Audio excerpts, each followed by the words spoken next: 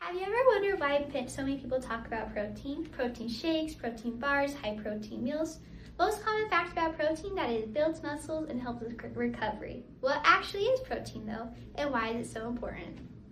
Proteins. It always seems like we're talking about proteins. So many brands these days are trying to incorporate protein into their food products. From protein drinks and protein bars to now even protein Pop-Tarts. What really are proteins, and do people really know what they're eating? Let's go ask some people what they think proteins are. Who are we here with? Ongo. Okay. What do you think protein is? I'm pretty sure it's like amino acids to help build your tissue after you break it down. Okay, who are we here with? We're here with Amin Kawakami. Where do you get your protein from? Typically going Costco pizza with 44 grams of protein and 700 calories if you get the cheese version. Who am I here with? Kawin Alani. What do you think protein is? I'm pretty sure it's like amino acids and they just go in your body. Okay, who are we here with? Noah. Where do you get your protein from? Meats and eggs. Why do you eat protein? To make myself feel strong, give me energy. Good answer. Okay, who am I here with? Atticus Mitchell. Where do you get your protein from? I get my protein mostly from ground beef and chicken breast. Okay, what do you think protein is? A protein is a long chain of amino acids held together by peptide bonds coming from DNA to RNA to proteins. Translated. Okay, who am I here with? Victor. Where do you get your protein from? Costco. Polynesian food. Okay, so why do you eat protein? So you're gonna know, look healthy, look fit, look strong. Yeah. What's your name? Natalie. She's my mama. Anyways, what do you think protein is? Protein is muscle and brain power. Great. And why is this important? It gives you energy. Okay, and where do you get your protein?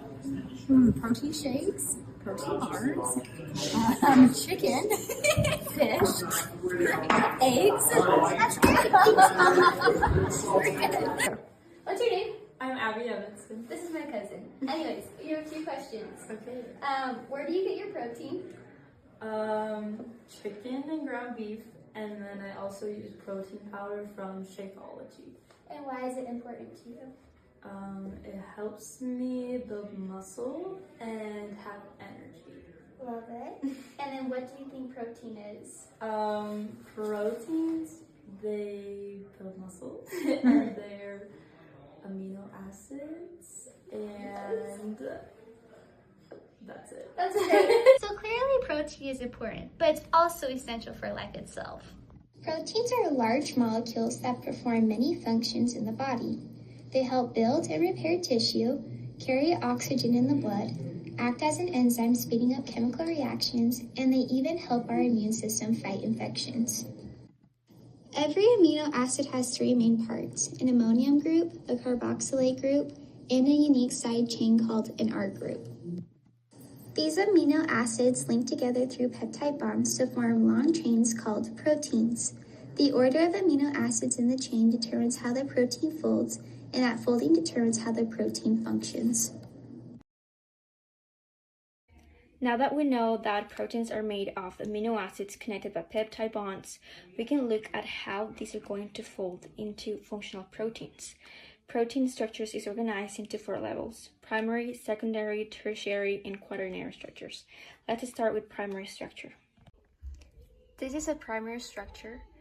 It is the linear sequence of amino acids connected by peptide bonds, or also called amide bonds, from N to C terminus, between the carboxyl group of one amino acid and the amino group of the next. The sequence is very important because it determines how the protein will fold later.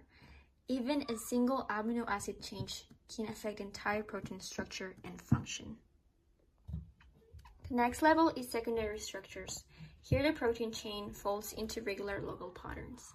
The 2 common structures are the alpha helix and the beta plated sheet, which looks like folded paper. These shapes are held together by hydrogen bonds between the backbone atoms, and specifically between the oxygen and hydrogen of the peptide bond. The 3rd level is the tertiary structure. This is the overall 3-dimensional folding of one protein chain. The shape is stabilized by interactions between the side chains, the R groups, and these interactions include hydrogen bond, ionic interactions, the salt bridges, hydrophobic interactions, and sometimes disulfide bonds between cysteines. The final folded shape is what gives the protein its function. The fourth level is the quaternary structure. This happens when multiple protein chains called subunits come together. A good example is hemoglobin, which has 4 subunits working together to carry oxygen in the blood. Because the protein function depends on its shape, even a small change in one subunit can affect the whole protein. Sickle cell disease is a hereditary condition that most commonly affects African Americans. Individuals with sickle cell disease have red blood cells that contain an abnormal hemoglobin. This causes the cells to harden and distort, making it difficult for the cells to travel through blood vessels and deliver oxygen to the body. Additionally, sickle cells only survive for a few days, resulting in a shortage of red blood cells. Symptoms usually appear at 6 months of age and include fatigue, episodes of pain, and delayed growth or puberty. Many complications can arise from sickle cell disease: stroke, acute chest syndrome, hypertension, organ damage, blindness, and more. While there is no cure for sickle cell disease, there are treatments to control the symptoms and help prevent complications. Sickle cell disease is caused by a mutation in the protein hemoglobin. Normally, hemoglobin helps red blood cells transport oxygen throughout the body.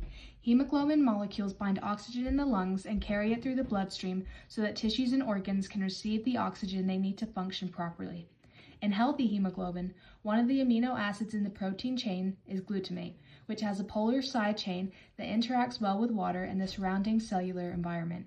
However, in sickle cell hemoglobin, glutamate is replaced with valine, which has a nonpolar side chain. This change from a polar amino acid to a nonpolar amino acid may seem small, but it significantly alters the interactions between hemoglobin molecules. Because glutamate interacts well with water, normal hemoglobin molecules remain separated and able to move freely inside the red blood cell. Valine, however, is hydrophobic, meaning it does not interact well with water and instead tends to interact with other hydrophobic regions. Because valine is hydrophobic, hemoglobin molecules begin to stick together through hydrophobic interactions. Instead of remaining separate, the hemoglobin molecules start to associate with one another, forming long fibers inside red blood cells. These fibers distort the shape of the red blood cells, turning them from their normal round and flexible shape into a curved sickle shape. However, sickled cells are more rigid and less flexible. Because of this change in shape, these sickled cells can become stuck in small blood vessels and block normal blood flow. When blood flow is blocked, oxygen delivery to tissues is reduced. As a result, people with sickle cell disease may experience symptoms such as pain, fatigue, and organ damage due to reduced oxygen supply. One treatment for sickle cell disease is the medication called hydroxyurea, which helps increase the production of fetal hemoglobin. Fetal hemoglobin is a form of hemoglobin that does not sickle as easily, which can help reduce some of the symptoms of the disease. This disease demonstrates how even a single change in the amino acid sequence of a protein can dramatically affect its structure and function. But changes in amino sequences aren't the only factor that affect protein structure. Proteins can also lose their structure through a process known as denaturation. When proteins lose their original structure, this process is called denaturation. Denaturation occurs when the interactions that hold proteins together are disrupted, causing it to unfold and lose its function. Several processes cause denaturation. One of these processes is heat.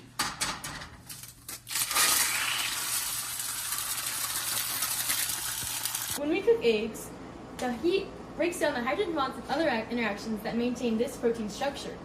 This causes it to solidify and change texture. In the example of cooking the egg with heat, the interactions and bonds between the R groups were disrupted, making the proteins no longer biologically active, allowing the foods to become more digestible. The nutritional value wasn't changed, there just became a better texture to eat.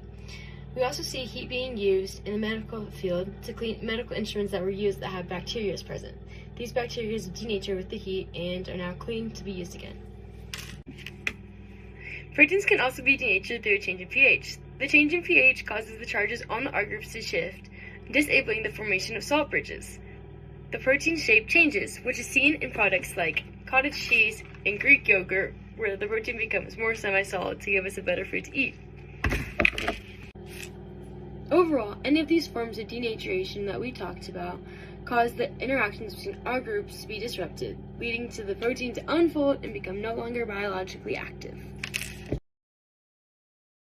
Proteins are essential molecules that perform many important functions in the body, and their function depends directly on their structure. As we saw with sickle cell disease, even a single change in the amino acid sequence of a protein can alter its structure and lead to serious biological effects. Proteins can also lose their structure through processes such as denaturation, which often occurs when environmental factors like heat or changes in pH disrupt the interactions that hold a protein together. These examples show how sensitive protein structures are and why understanding protein folding and interactions is so important in biology.